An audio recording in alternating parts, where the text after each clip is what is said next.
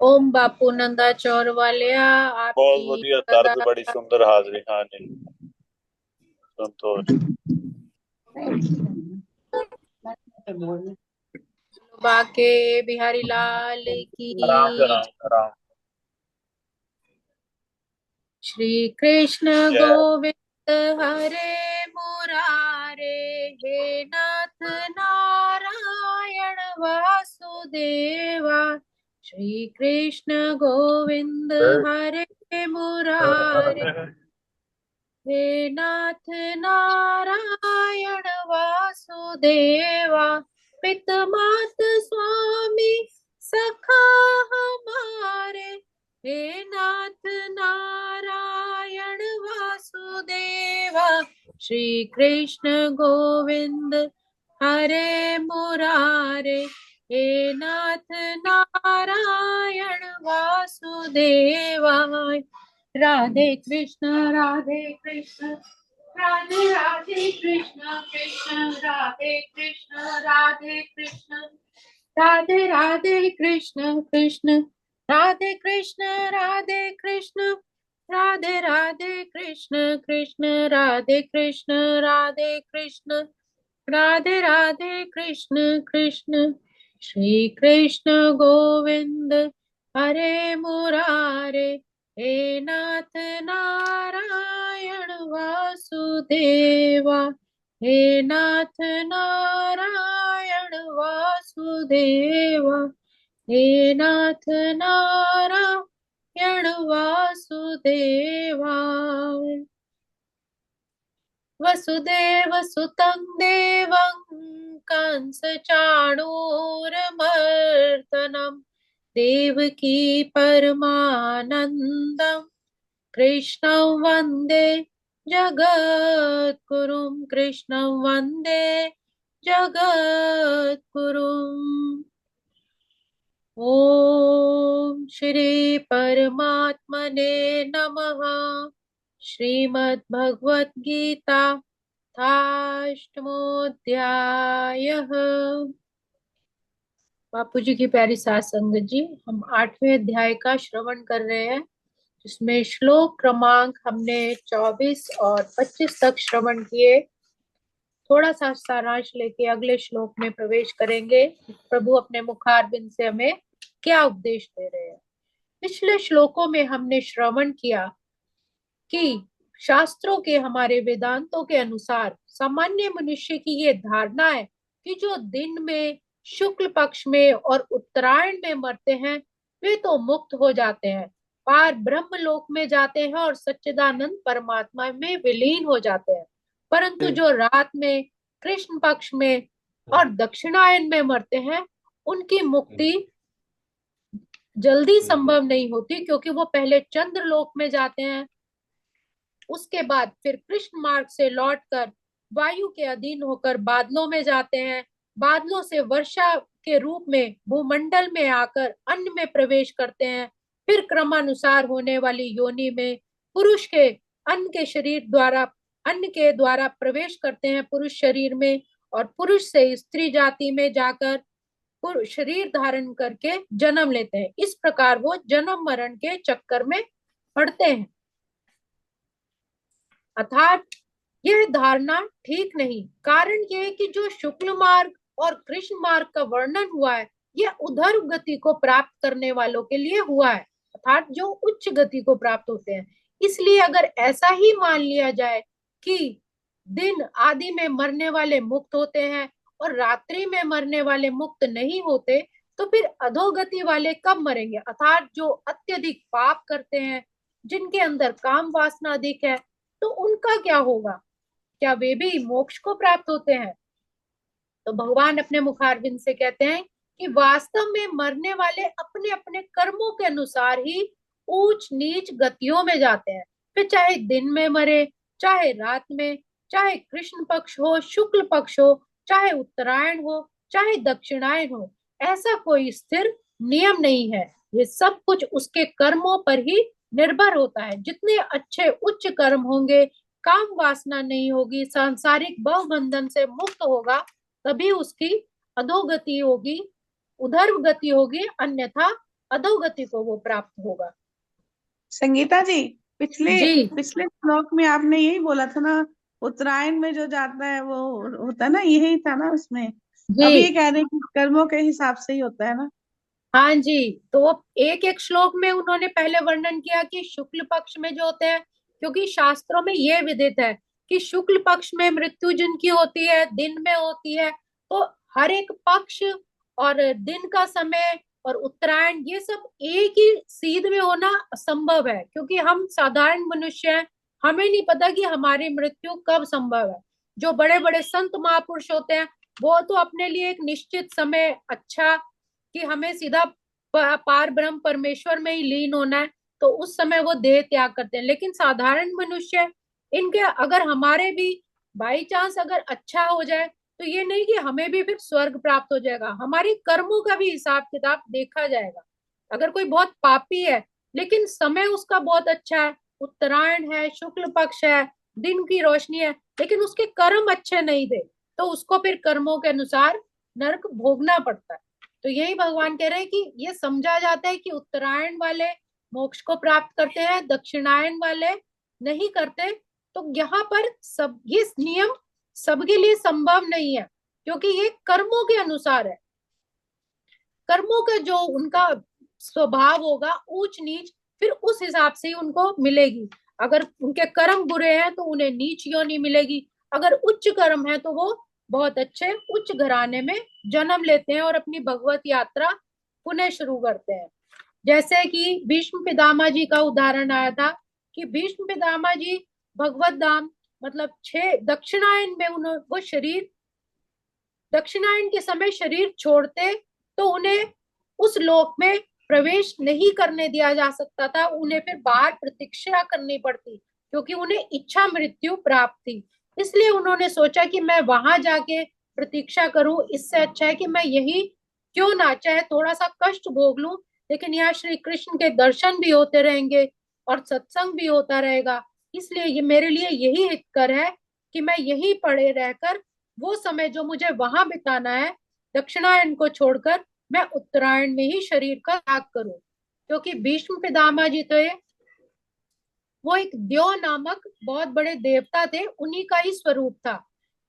जो द्यो नामक वसु देवता थे उनको श्राप के कारण मृत्यु लोक में आए, जो वो भीष्म पितामह के स्वरूप में थे। तो उन्हें जाना तो परमात्मा की शरण में ही था, लेकिन उचित समय के कारण वो 6 महीने शैया पर रहे, और फिर उत्तरायण जब सही समय आया तभी उन्होंने शरीर अपना त्यागा। अब अगला श्लोक, श्लोक क्रमांक 26। शुक्ल कृष्णे गति ह्यते जगत शाश्वते मते एकया यात्यनावृत्तिम् अनन्या वर्तते पुनः। प्रभु अपने मुखारविंद से अगले श्लोक में कह रहे हैं कि वैदिक मतानुसार इस संसार से प्रयाण करने के 2 मार्ग हैं। मतलब जो हमारे वैदिक शास्त्र उपनिषदों में कहा गया है, एक प्रकाश का और दूसरा अंधकार का। जब मनुष्य प्रकाश के मार्ग से जाता है तो वो वापस नहीं लौटता, किंतु जो अंधकार के मार्ग से जाता है फिर उसको लौटना पड़ता है। अर्थात जो अनादि काल से सकाम कर्मी तथा दार्शनिक चिंतक रहे हैं वो निरंतर आवागमन करते रहे, वस्तुतः उन्हें परम मोक्ष प्राप्त नहीं होता, क्योंकि वे कृष्ण की शरण में नहीं जाते। अर्थात उनकी अनन्य भक्ति जब तक नहीं होगी तब तक परमात्मा से भी उनका मिलन नहीं हो पाएगा। कहने का भाव है कि जब तक मनुष्य के भीतर विनाशी वस्तुओं का आदर, कामना, मामा ही म्यूट ऊंची भोग म्यूट कर। भूमि पे क्यों ना चले जाए, ऊंची भोग भूमियों में क्यों ना चली जाए, जब तक उसकी आसक्ति विषय वस्तुओं में रही तो वो अधोगति ही जाएगा। इस तरह परमात्मा का अंश होने से कभी भी उधर गति हो सकती है, क्योंकि हम सभी के अंदर उस परमात्मा का अंश है। इसलिए हमें ये सजग रहना चाहिए, हमेशा अपने समय का सदुपयोग करते हुए उस परमात्मा की प्राप्ति के लिए प्रयत्न करना चाहिए। अतः न जाने कब और किस योनि में वह परमात्मा की तरफ चल दे। इस दृष्टि से साधक को किसी भी प्राणी को घृणा की दृष्टि से नहीं देखना चाहिए, हर एक में उस परमात्मा का ही दर्शन करना चाहिए। अगला श्लोक। नैते श्रुति पार्थ जानन योगी मुह्यति कश्चन गीता जी रोज तस्मात् सर्वेषु कालेषु योग युक्तो भवार्जुन। इसी संदर्भ में भगवान आगे कह रहे हैं कि हे अर्जुन, यद्यपि भक्तगण इन दोनों मार्ग को जानते हैं कि हमें प्रकाश के मार्ग पर जाने पर क्या मिलेगा और अंधकार के मार्ग पर जाने पर क्या मिलेगा, किंतु वे मोहग्रस्त, जो जानते हैं भली भांति, फिर वे मोहग्रस्त नहीं होते। अतः तुम भक्ति में सदैव स्थिर रहो, अर्थात कैसी अवस्था क्यों ना हो, क्योंकि हमें नहीं पता कि किस क्षण मृत्यु आ जाए, इसलिए सदैव भक्ति में स्थिर रहो, हमेशा परमात्मा का नाम सिमरन करते रहो। कृष्ण अर्जुन को उपदेश दे रहे हैं कि इस जगत से आत्मा के प्रयाण करने के लिए विभिन्न मार्गों को सुनकर विचलित नहीं होना चाहिए। हमें घबराना नहीं चाहिए कि हमारी मृत्यु किस पक्ष में, किस समय, कहाँ, कैसे होगी। भगवत भक्त को सिर्फ इसकी चिंता होनी चाहिए कि वो स्वेच्छा से मरेगा या देववशात, अर्थात जब उसकी निर्धारित मृत्यु होगी। भक्त को भगवान कृष्ण भावनामृत में दृढ़ता पूर्वक स्थिर रहकर हमेशा उसके नाम का जप करते रहना चाहिए। उसे ये जान लेना चाहिए कि इन दोनों मार्गों में से किसी की भी लिए चिंता करना कष्टदायक है, अर्थात हमें किसी भी मार्ग के लिए चिंता नहीं करनी। कृष्ण भावनामृत में तल्लीन होने की सर्वोत्तम विधि यही है कि वो भगवान की सेवा करे, हमेशा उसके साधु संतों की सेवा में अपने आप को रत रखे, हमेशा भगवत धाम का मार्ग अपनाए। और यही मार्ग सुगम, सुनिश्चित और सीधा है, क्योंकि परमात्मा का नाम लेने से ही वो योग युक्त होगा, अर्थात परमात्मा का उस आत्मा से मिलन। जो योग में स्थिर है वही अपनी गतिविधियों के अनुसार परमात्मा में रत रह सकता है, अर्थात जो आत्मा को उस परमात्मा के साथ लीन कर लेता है वही असली परमात्मा का भक्त है। श्री रूप गोस्वामी जी का उपदेश है, अनासक्तस्य विषयान यथार्थः मुपयो जयतः, अर्थात मनुष्य को सांसारिक कार्यों से अनासक्त रहकर जितने भी संसार के कार्य हैं वो करते रहना है, लेकिन उसमें उनके साथ आसक्ति नहीं रखनी, अटैचमेंट नहीं रखना।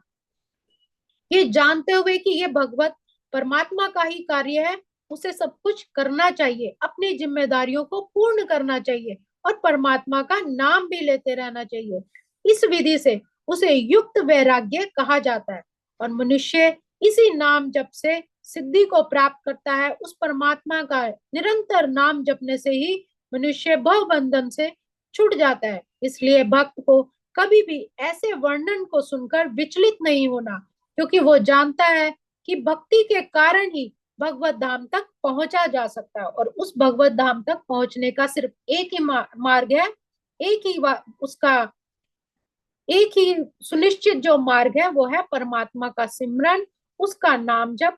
जितना नाम सिमरन करेगा, जितना अपनी जीवा पर उस मालिक का नाम लेगा, यही उसका आगे का मार्ग प्रशस्त करता है। आज हमने श्लोक 26 और 27 श्रवण किए। आज के श्लोकों को हम यही विराम देंगे। ओम श्री कृष्णार्पणमस्तु। हरे नमः, हरे नमः, हरे नमः। श्रीमन्नारायण नारायण नारायण, स्वामी नारायण नारायण नारायण, भव से तारायण तारायण नारायण, श्रीमन्नारायण नारायण नारायण। फुलबा के बिहारी लाल की जय, मेरे सतगुरु महाराज की जय। मतलब ये पिछले श्लोक और इस श्लोक को लिख के अगर देखा जाए संगीता जी, हाँ यही है कि चाहे उत्तरायण वाला हो या दक्षिण वाला हो, चाहे है ना, मतलब कर्मों के हिसाब से ही हमें आगे मिलेगी मुक्ति जी या हाँ जो भी है ना। जी जी। तो इसीलिए तो उन्होंने कहा कि हमेशा परमात्मा का सिमरन लेना है, चाहे कैसा भी देश हो, समय हो, परिस्थिति हो। अगर निरंतर कोई परमात्मा का जाप करता रहेगा, उस मालिक का याद करता रहेगा, तो उसके अंतिम क्षणों में भी उसकी जीवा पर उस परमात्मा का नाम रहेगा, तो निश्चय ही उस मालिक की प्राप्ति होगी, चाहे फिर वो कैसा भी समय क्यों ना हो, अंधकार का हो, बहुत रात्रि का सुंदर। हो, फिर मालिक उसको अपने चरणों में ही स्थान देते हैं। बहुत सुंदर संगीता। रोजी रोजी एक सुनाओ। तो हाथ शीला जी से लगा के फिर आप कोई अपनी कथा तो कर जो लेना। परमात्मा ने जी भगवत जी गीता में उपदेश दिया है, हाँ